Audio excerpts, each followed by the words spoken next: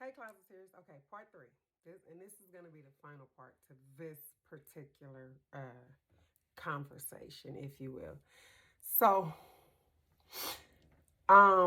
probably 2 months had passed, and everyone knows, that I'm waiting for the book to drop and everything. I'm in contact with the publishing company, yada yada yada. Right. So, I called the publishing company. I'm at work and I called the publishing company. It's probably like 10 o'clock in the morning. And I asked, hey, what's going on? Can you give me a release date, so I could do a little get together, whatever, release stuff on social media, yada, yada, yada, right? And so she says, hold on. And she comes back and she says, your book is available. And I'm like, what?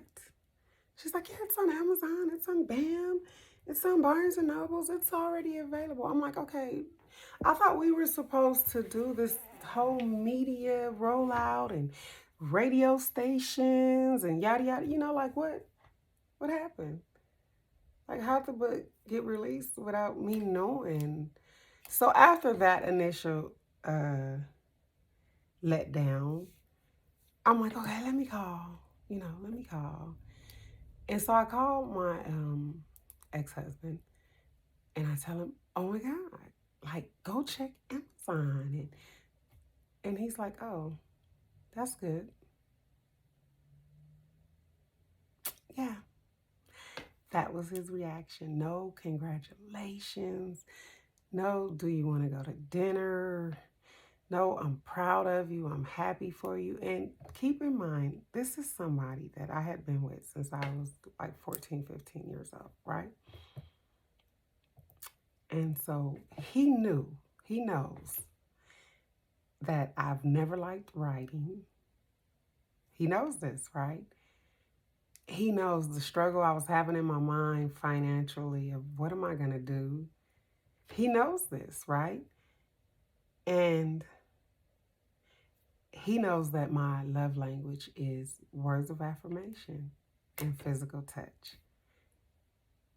Yeah. And he reacted like it was nothing.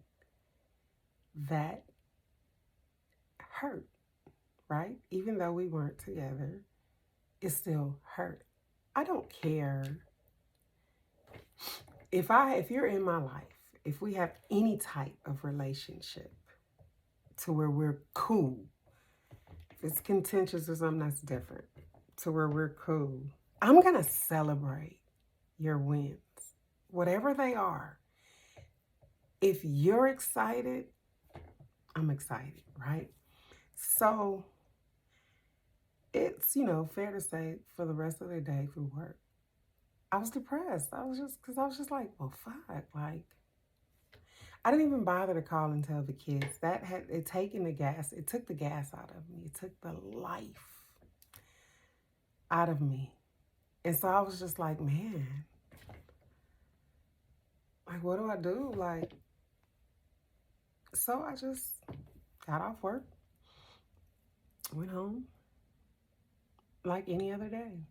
No celebration, no big announcement, nothing like that. I felt so alone.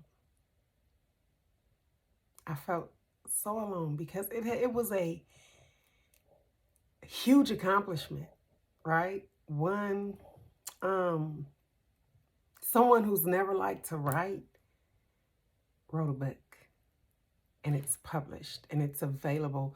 My book, the day it was released, was available in America, in Asia, in Europe, uh, in South Africa, and in all these places. And that should have been huge. And it should have been hugely celebrated. And I should have been ecstatic, right? And I was anything but. I was anything but. Now, let's get to why this is not good. We have to learn to celebrate ourselves.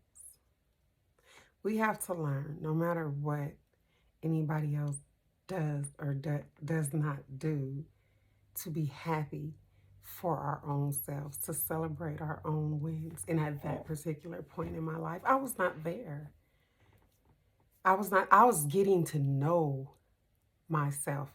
I was beginning to unravel a 30-year relationship. And so I was lost, right? And I was still looking for affirmation, congratulations, and allowing someone else to dictate if I should or shouldn't be happy. Don't do that.